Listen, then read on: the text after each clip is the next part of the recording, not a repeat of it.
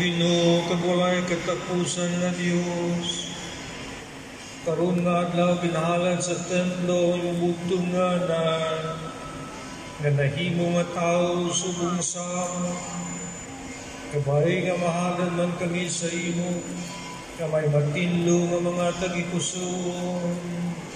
Ginapangayo namin sa imo, pagi kay Yesu Kristo imo anak namang Ginoo, nga nagkakabuhi ka nakahari sa imo sa kaisahan sa Espiritu Santo Dios, sa tanan nga mga tuig sa mga katuigan.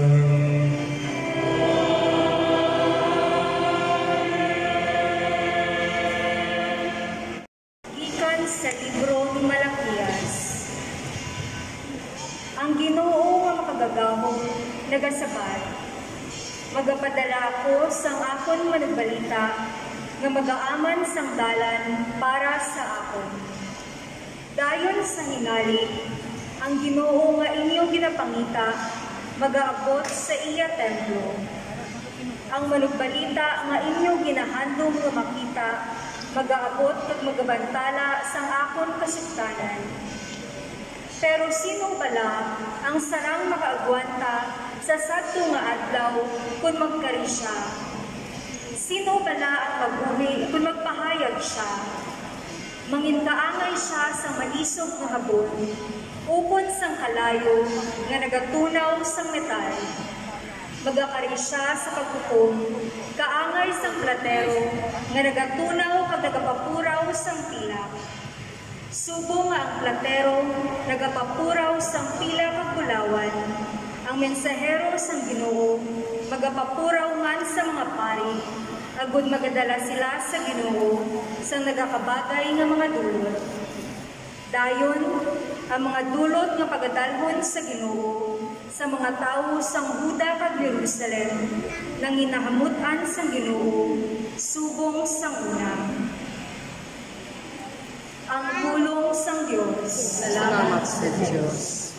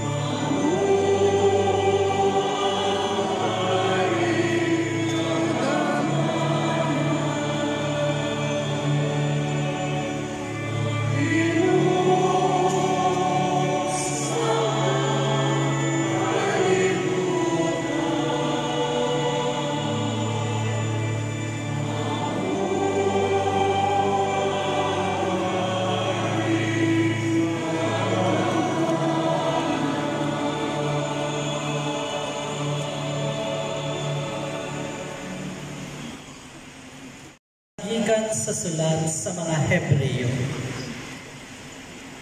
Mga utod, tungod kayang iya ginatawag ng mga anak, mga tawo nga may lawas kag dugo. Si Jesus man nangin kaangay nila, kag nagsuklob sang tawhanon nga kinaugali. Ginihimo niya ini agud nga paagi sa iya pagkamatay. Maluwas niya ang mga nangin-ulipon sa bugos nila nga kabuhi, tungod sang ila kahadlok sa kamatayon. Kay maathagin nga hindi ang mga anghel ang iya ginabuligan, kundi suno sa ginasiling sang kasulatan. Ginabuligan niya ang mga kaliwat ni Abraham. Ini nagakahulugan nga dapat manginkaangay siya sa iya mga kauturan sa tanan nga bagay. Agod siya manginila matuto kag maluluyon nga pinakamataas nga pari sa iya pag-alagad sa Dios. Agod mapatawad ang mga sala sa mga tao. Kagkaroon sarang siya makabulig sa mga ginasulay, kay siya mismo ginsulay kag nag-antos. Ang pulong sang Dios. Salamat sa Diyos.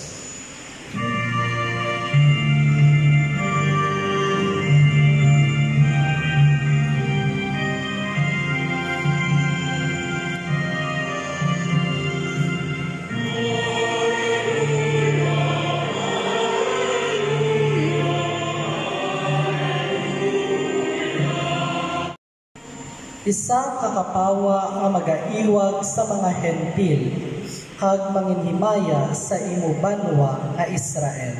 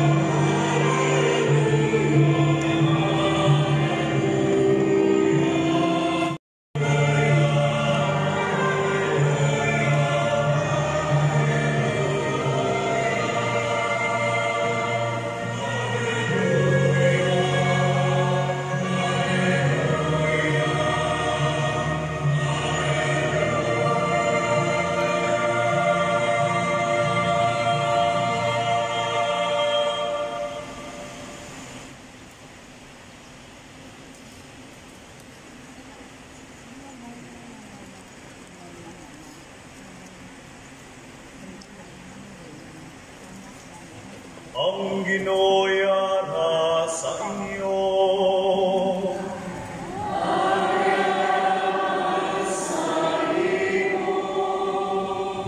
Balasahon gikan sa santos nga ebanghelyo suno kay San Lucas.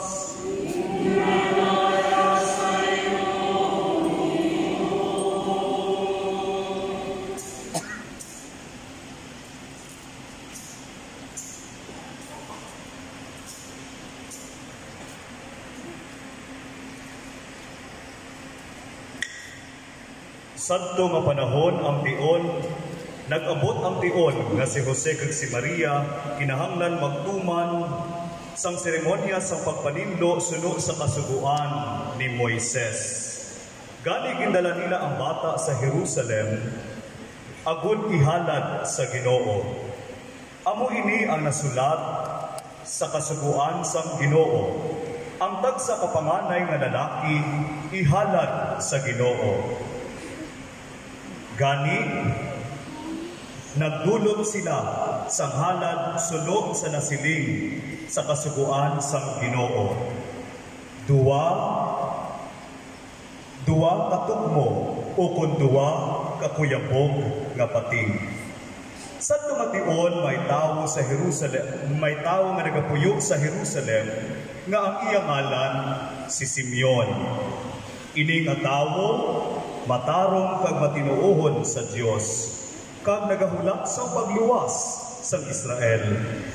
Ang Espiritu Santo yara sa iya, kag nagpasalig sa iya nga hindi siya mapatay sa wala pa niya makita ang ginsaad sang Ginoo nga Kristo. Sa pagtuytoy sang Espiritu, si Simeon nagkadto sa templo, sang gindala sa mga ginikanan, sang gindala ang bata nga si Jesus, sang iya mga ginikanan sa pagtuman, sang ginasiling, sang kasuguan.